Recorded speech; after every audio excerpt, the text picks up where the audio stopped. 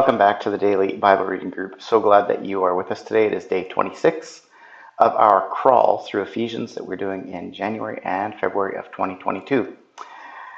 If you're catching it another time, you're still very welcome. And we hope you are growing in the Lord and the knowledge and application of His Word in your life. We are beginning Ephesians chapter 4 today. So we're going to just cover the first 3 verses. So let's dig in. So as chapter 4 opens, again, we get this reminder from the apostle. I, therefore, a prisoner for the Lord.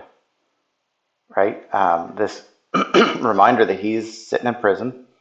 Now, that could be that this was written at a time when he was imprisoned, or a time when they had house imprisoned him. So he was in a house, but was, still a guard and stuff. They didn't think he was a big flight risk because of the way that he behaved and acted. But either way, he was still a prisoner. So he reminds us, a prisoner. Why though? For the Lord. It's all about the Lord. It's all about the gospel. It's all about ministry. And so, but from that perspective, he is urging the reader. He is urging them to walk in a manner worthy of the calling to which you've been called. So he wants the reader, which, by the way, I know he did not write it thinking he's writing it to us. But now as we read it, we are to take hold of that principle. So we need to see we are being urged to walk in a manner worthy of the calling to which you've been called. You remember, if you take this all by itself, you're not going to really get it 100%. But when you consider what we've already been reading, all the way back into chapter 1 and chapter 2 and chapter 3, you have been called, predestined, chosen by God, right? Set apart for good works that He has planned for you, established for you.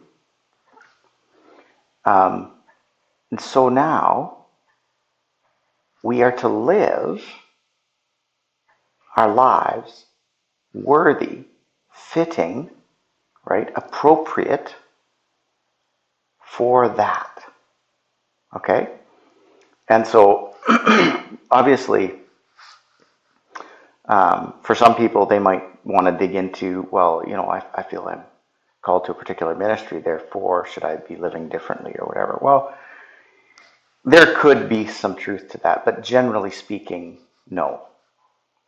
That's more to do with your equipping, your training, and the willingness to sacrifice you might have, which all of us should have, but obviously we're not necessarily all called to the same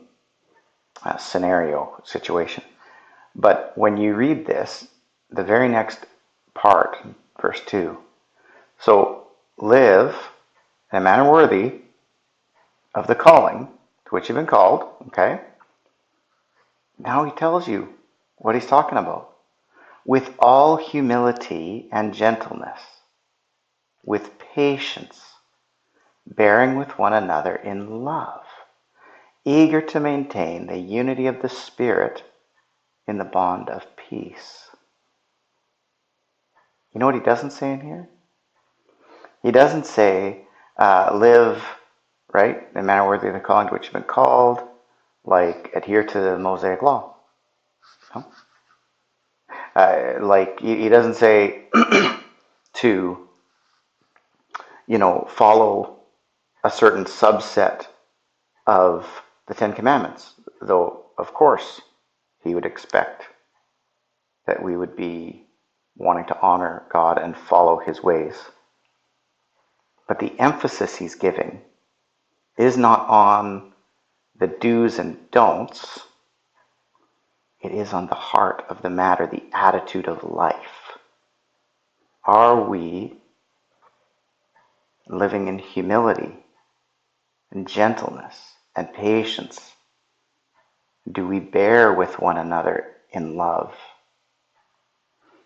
Are we eager to maintain unity in the Spirit and the bond of peace?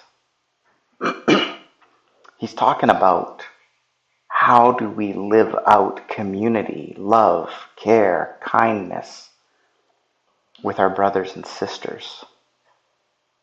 Now, does that spill over into how you interact with the lost world around you? I believe it does, totally.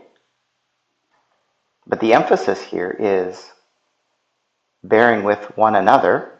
Okay, remember, he's writing to churches, he's writing to believers, he's writing to saints, those who are disciples of Jesus.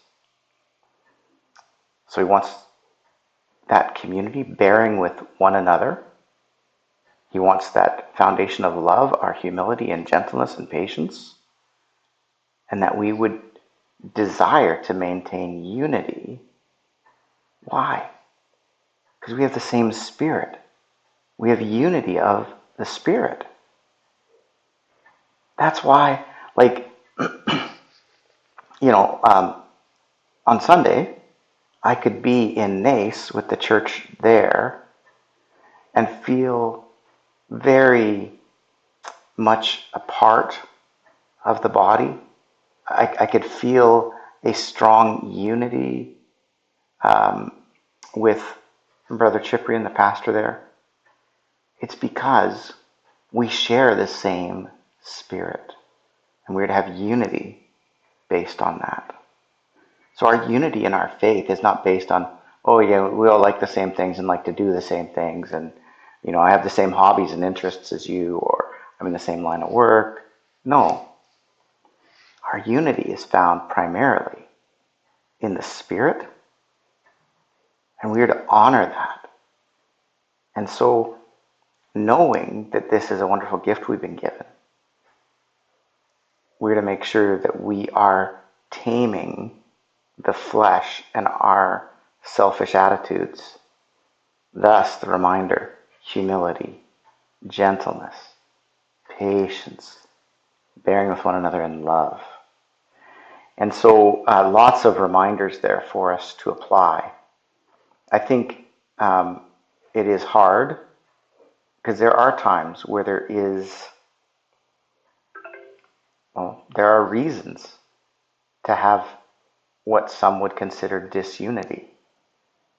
And they would be things like where maybe, whether it's certain persons or even a certain church community,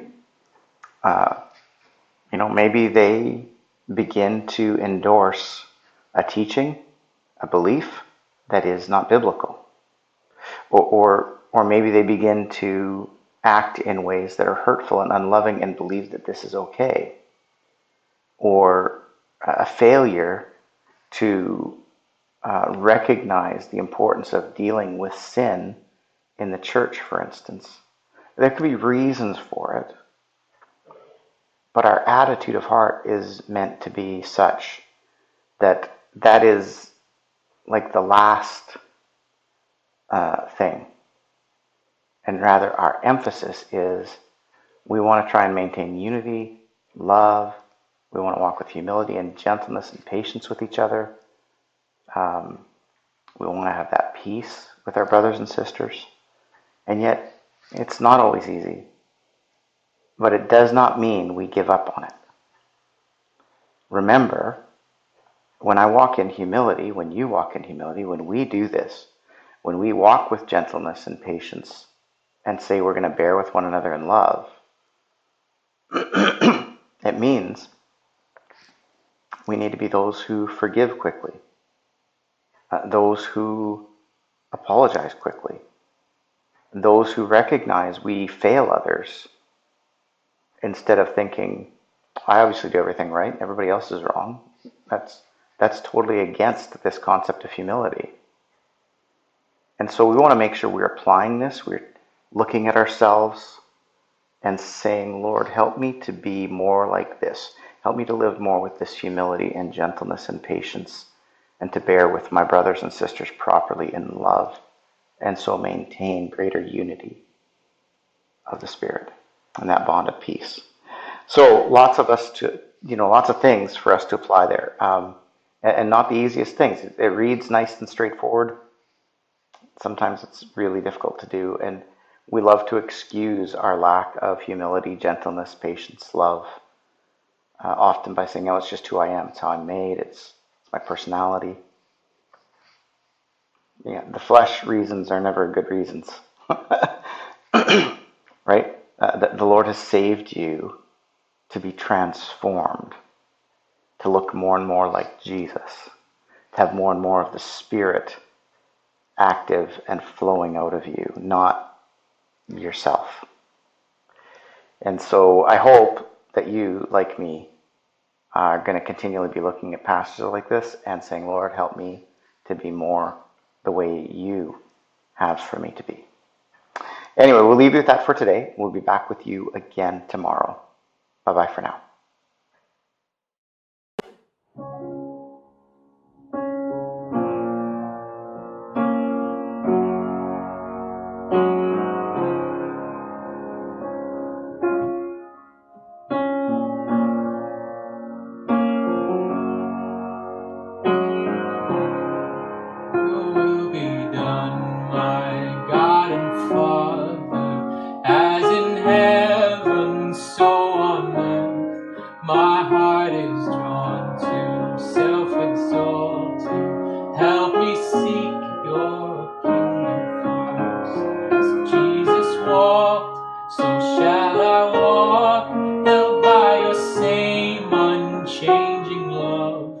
Be still, my soul.